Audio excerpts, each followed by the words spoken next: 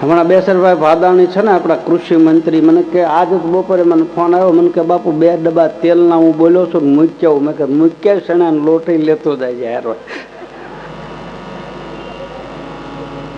હમણાં નવો આશ્રમ બનાવ્યો ત્યાં તો બધું ધબધબાટી જ બોલે છે. સાચે આવજો તેમ બધા હો. અને તમારા હાવ મોકામાં જ થાય. હવે તો ભૂરખ્યા દાદાની પાસે, ભૂરખ્યા હનુમાનની પાસે 2 કામ થાય. હનુમાન દાદા ભૂરખ્યા દાદાના દર્શન થાય ને મારી પાસે એ હોય. ઓલા ન્યાય આવતા હતા પણ થોડુંક તમારે કલોગવું પડતું હતું. અને તોય મારે નામ તો સાયલા વાળા જ રહ્યું. હા, જ્યાં મારે બોર્ડ મારવું પડ્યું સાયલા વાળા બાપુ એમ. નકર તો જોઈને ભાઈ બોર્ડ વાંચીને પાછા આવે એટલે બાપુ એમ પછી વાંચ્યું ને પછી ખબર પડી તમે અહીં છો એમ.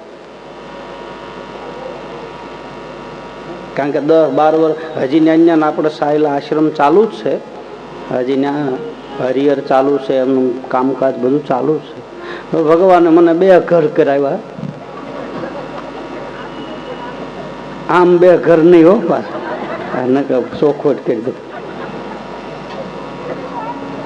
2 આશ્રમ બનાવ્યા ભગવાનની દયાથી. આ બને છે. ભજીયા રે ભજીયા, કોને કોને ભજીયા, ભજીયા રે ભજીયા, કોને કોને ભજીયા, મીરાએ ભજીયા, નરસૈયાએ ભજીયા. આ પટ્ટીના નહીં હો, એને હરી ભજીયા, રામને ભજીયા. મારો કહેવાનો ભાવાર્થ કે પરમાત્મા પ્રગટ થાય છે, જીવ માતાના ઉદરમાં આવે છે, આવન જાવન કરે છે. અને એ આવન જાવન માંથી છુટકારો મેળવવો ને એનું નામ જ મોક્ષ ગતિ છે. બીજી કોઈ મોક્ષ ગતિ છે નહીં. આપણે કહીએ છીએ ને મોક્ષનો દરવાજો, તો મોક્ષનો દરવાજો આ દેહ છે. અને આ દેહને આવન જાવન ફેરા મટી જાય એને કહે છે ગતિ મળી. એને કહે છે એમ ગતિમાં ભળી ગયા. વારંવાર જન્મવું, વારંવાર મરવું, માતાના ઉદરમાં જવું, 9 મહિના પછી ઉદરમાં રહી અને એ જીવ દુઃખી થાય અને પછી મેં સવારની કથામાં કહ્યું એમ એમાંથી છુટકારો મળી જાય અને પછી જ આ જીવને ગતિ મળે. એને કહે છે મોક્ષ મળ્યો. બાકી મોક્ષ મળવો બહુ કઠિન છે. એક જન્મમાં મોક્ષ ગતિ નથી મળતી. હજારો જન્મ જાય તારે ગતિ મળે. કારણ કે મોક્ષ ગતિ મેળવવા માટે તો આપણે હાવ નિષ્કામ ભાવથી રહેવું પડે. અને નિષ્કામ કર્મ કરો તો જ મોક્ષ ગતિ મળે. તો નિષ્કામ ભાવનાથી કર્મ કોણ કરે? કંઈક ને કંઈક, કંઈક ને કંઈક, કંઈક ને કંઈક, કોઈક ને કોઈ આપણે સ્વાર્થ તો છે જ કે નથી? અરે દેવતાઓને સ્વાર્થ છે, ઋષિ મુનિઓને સ્વાર્થ છે.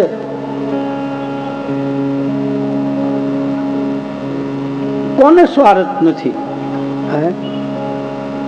ગરજહી અર્જુન હિજર ભયો ન ગરજહી ગોવિંદ ઘેન ચરાયો, ગોવિંદ ઘેન ચરાયો. ગરજઈ ભીમ રસોઈ પકાયો, ગરજઈ દ્રૌપદી દાસી ભયો, ગરજઈ દ્રૌપદી દાસી ભયો. ગરજઈ અર્જુન હિજર ભયો ન ગરજઈ ગોવિંદ ઘેન ચરાયો, ગરજઈ ભીમ રસોઈ પકાયો, ગરજઈ દ્રૌપદી દાસી ભયો, ગરજઈ દ્રૌપદી દાસી ભયો. સંગ કહે સુન ચાહે અકબર, ગરજઈ બીબી ગુલામ જાયો, ગરજઈ બીબી ગુલામ જાયો, ગરજઈ બીબી ગુલામ જાયો. સ્વાર્થ હેતુ રે વગરના ન હોય જગમાં હેત. તું શું કરે છો?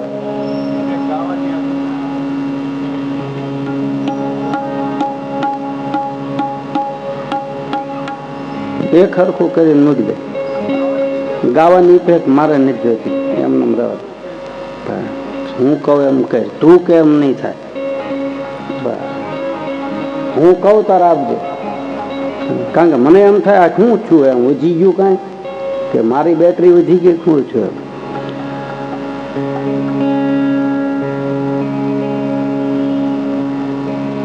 વગાડ લે.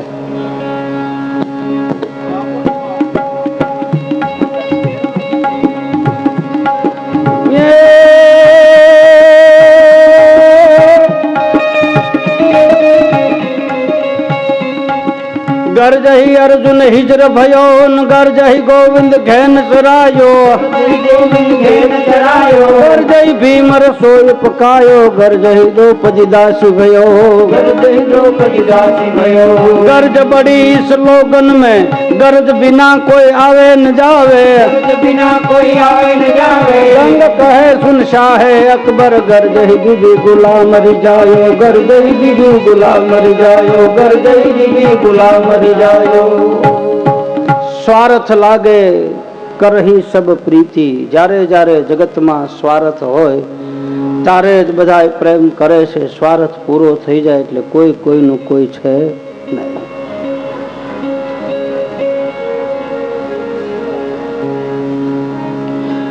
જીવાત્મા માતાના ઉદરમાંથી મુક્ત થઈ જાય એને ગતિ મળે છે મટી ગયા આવન જાવન ફેરા મટી ગયા આવન જાવન એ જી ફેરા રે નબીજી રે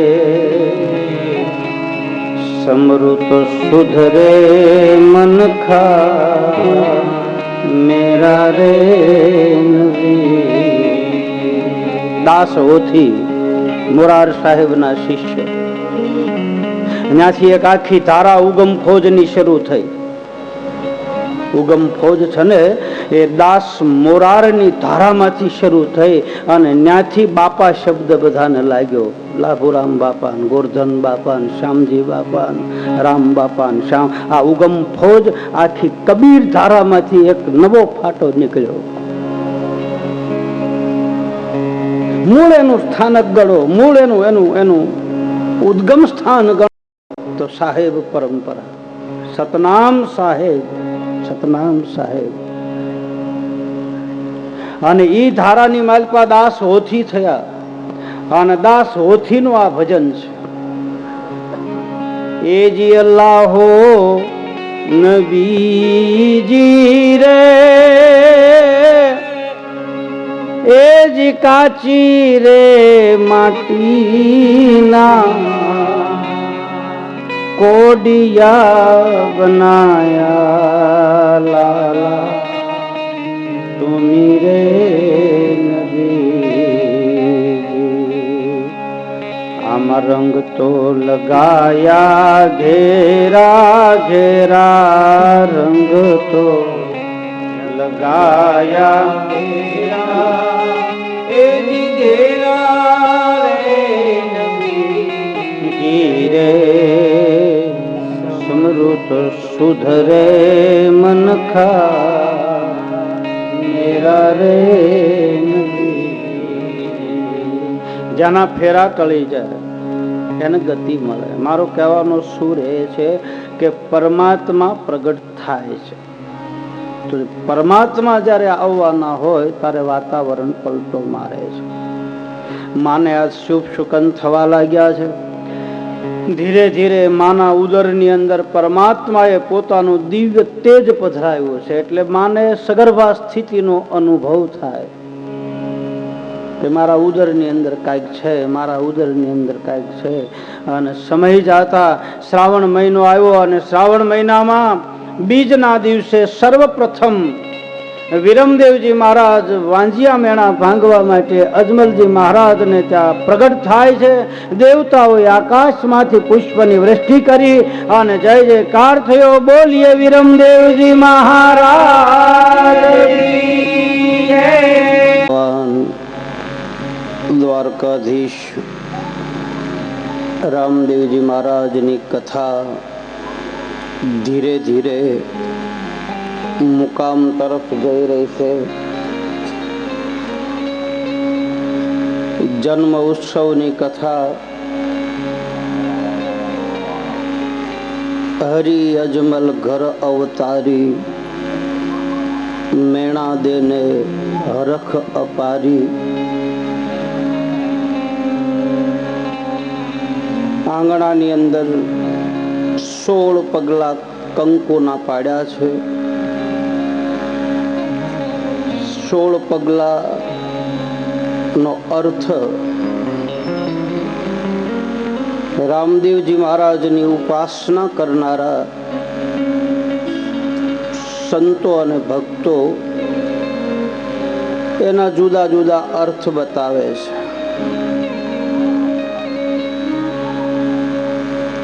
16 પગલા શું કામ પાડ્યા? પ્રશ્ન પહેલો થાય. 14 નહીં, 8 નહીં, 9 નહીં, 12 નહીં અને 16 શું કામ? તો એની પાછળ પણ આખી કથા છે.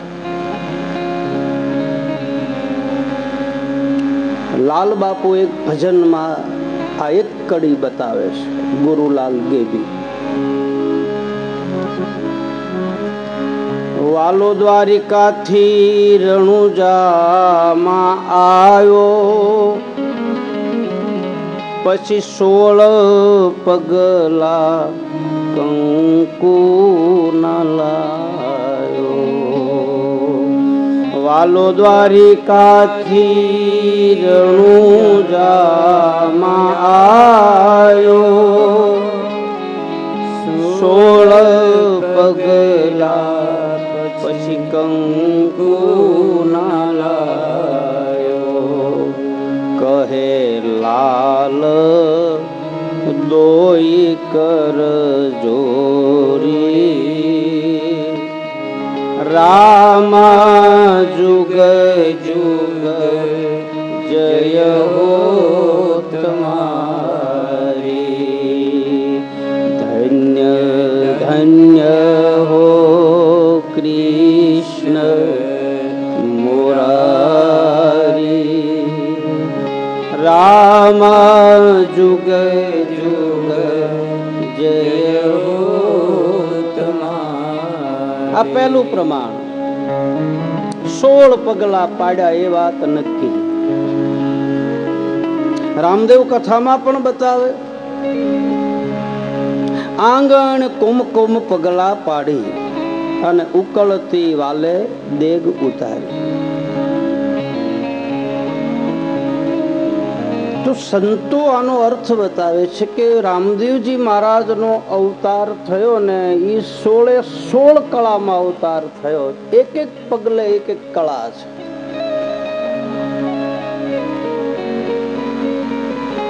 પહેલા પગલે કળા, બીજા પગલે કળા. અમુક અવતારો મેં કાલે આપને કદાચ ખ્યાલ હોય કીધું છે કે અમુક અવતારો અમુક કળામાં હોય છે. રામ અમુક કળામાં, ભગવાન કૃષ્ણ અમુક કળામાં, રામદેવજી મહારાજ અમુક કળામાં. અમુક આપણે પણ સાધના કરતા કરતા એ કક્ષાએ પહોંચી જઈએ એટલે આપણામાં અમુક કળા પરમાત્માની પ્રગટ થાય. 16 કળા આવ્યા છે ભગવાન, એવું બતાવે છે. જેમ અષ્ટસિદ્ધિ 9 નિધિ છે એવી રીતે 16 કળા છે. આમ તો 66 કળા છે. તમે નાઘેરમાં જાઓ, માધુપુર ઘેડ બાજુ, કેશોદ અને માધુપુરમાં જે રામદેવજી મહારાજના પાઠ પુરાય છે એમાં 66 જ્યોતિઓ થાય છે. 66 જ્યોતનો પાઠ હોય છે. એ લોકો એમ બતાવે કે 66 કળા રામદેવજી મહારાજની અંદર હતી. 33 પાઠ થાય, 66 જ્યોતનો પાઠ થાય, પંચમીઓ પાઠ થાય, 10 પાઠ થાય, 20 પાઠ થાય. અનેક પ્રકારના પાઠ છે. હું આગળ વર્ણન કરીશ, આપને કહીશ. સૌરા મંડપમાં પાઠ થાય. રામદેવ કથામાં બતાવે કે 22 જાતના પાઠ આવે છે. કેટલા? 22 જાતના. એમ તો આપણા ઘરે ગામના રામજી મંદિરના, ઠાકર મંદિરના કે શિવ મંદિરના પૂજારી હોય ને કાન ફૂકે તારે પાઠ માંડે. કાનમાં જયારે ફૂક મારે તો એ પાઠ માંડે. એને પાઠ નાખ્યો કહે છે. તો 66 કળામાં રામદેવજી મહારાજ આવ્યા એવું લખે છે. એ લોકો બતાવે છે. માધુપુર ઘેડ બાજુ જ્યાં રામદેવજી મહારાજના પંથની માલપા પૂરેપૂરા વણાઈ ગયેલા માણસો. હજી હમણાં જ એક ઘટના બની, કદાચ તમે સાંભળ્યું હોય કે ન સાંભળ્યું હોય. જશો ભગત કરીને હતા અને રામદેવજી મહારાજની પૂર્ણ ઉપાસના કરે. એના ઘરે દર બીજના દિવસે, દર પૂનમના દિવસે ગતગંગા ભેગી થાય. ગિરનાર પરગણાના તમામ સંતો એના ઘરે આવતા. બહુ સાધુ પ્રેમી, આયર જ્ઞાતિમાં આહિર હતા જશો ભગત. અને હજી છે. હજી 4-6 મહિના જેવો સમય થયો આ ઘટના ઘટી. અને મારી કથા કેશોદમાં હતી ત્યારે મને એને મુલાકાત થઈ હતી. એક નગા ભગત છે, એક જશો ભગત છે. અને એ જશા ભગતને માધુપુરમાંથી વાયક આવ્યું પાટનું, એટલે વાયક ઝીલી લીધું. હવે ઝીલી લીધું ને જ્યાં જવાની તૈયારી કરે ત્યાં એનો એકનો એક છોકરો મૃત્યુ પામ્યો તે જ દિવસે. આ બની ગયેલી ઘટના 6 મહિના થયા. અહીંયા પાટે જવાની તૈયારી, ગતગંગા બધી તૈયાર થઈને ઊભી છે. જશો ભગત આમ નિમાધારી પુરુષ હતો એટલે નક્કી કર્યું. એણે કહ્યું કે જશા ભગત તમે આ પાટમાં બોલે. નહીં, પાટમાં તો જાવું, દીકરો ગયો તો ભલે ગયો, બાકી આમ મૂકીશ નહીં હું. તમે નહીં માનો, એ પાટમાં ગયા અને અહીંયા એની નનામી ઉપાડી શમશાનમાં લઈ ગયો. ત્યાં એનો જહો છોકરો, જહલો નામ હતું, એ જહલો છોકરો શમશાનમાંથી પાછો આવ્યો, બેઠો થયો. આ બની ગયેલી ઘટના, આ 6 મહિના પહેલા બની ગયેલી ઘટના. અત્યારે જહલો ને જહો બે છે, બાપ દીકરો બે છે. આ સત્ય ઘટના છે. એટલે એ લોકો એમ કહે છે 66 કળા રામદેવજી મહારાજની છે. 16 કળા, 16 પગલા પાડ્યા, એક પગલે એક કળા. અને એ કળાઓની તમને ખબર છે, 52 પરસા પૂર્યા, એ એક કળા છે. અને અરજી ભાઠી એનું પ્રમાણ આપે. એવો પલમાં પીર પુકરાણ રે, પલમાં પીર દ્વારકા.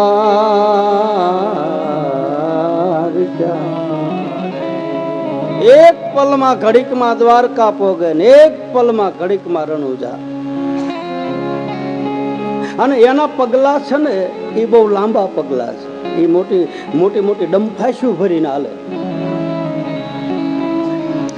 એ વામન બનીને આવ્યો, એક પગલામાં પૃથ્વી માપી લીધી ભાઈ, એક પગલામાં આકાશ માપી લીધું બલીના દરબારમાં, એક પગલામાં પાતાળ માપી લીધું. હવે આવા 16 પગલા આના હોય, વિચાર કરો બાપ, ક્યાં જાય આ? ઈ દેવતા છે. આપણે તો એના એક અંગૂઠામાં જ રમી છે. એના અંગૂઠાનો સાયો છે ને એમાં જ આપણે છે, બાકી આખા પગલામાં આપણે આવ્યા નથી. ખાલી એની ધજાની છાયામાં બેઠા છે.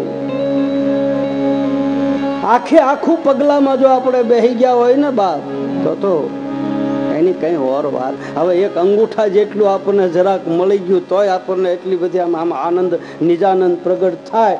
તો હવે આખું પગલું મળી ગયું હોય તો હે ભાઈ. મારે તમારી હારે આવી બધી ચર્ચા કરવી છે. હું કોઈ વિદ્વાન નથી કે હું કોઈ મોટો કથાકાર નથી કે મોટો સંત નથી. મારે તો રામદેવજી મહારાજના આપણે બધા ભક્તો બેઠા એની હારે આપણે થોડીક ચર્ચા કરવી છે, જ્ઞાન ચર્ચા. તમે થોડુંક જાણો, એવું નથી કે હું જ જાણું, તમારી પાસેથી મને મળે. હું પૂરેપૂરો નથી એવું નથી કેતો મને બધી ખબર પડે, ના.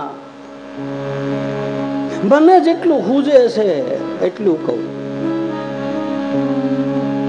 એટલે આપણે બેઠા બધા ભેગા બેહીને આવી રીતે આપણે ચર્ચા કરવી. બાકી આને કોઈ જાણીએ કેવું નથી. એક પગલામાં પૃથ્વી માપી લેતો એને આપણે હું કપાળ જાણીએ બાપ? હે એ ભાઈ, હા જણાય.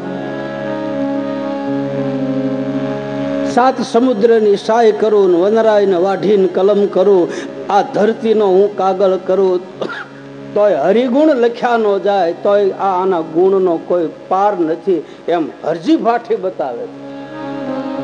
ગુણ વખાણું અતિ ભારી અજમલરા, તારા ગુણ વખાણું અતિ ભારી રે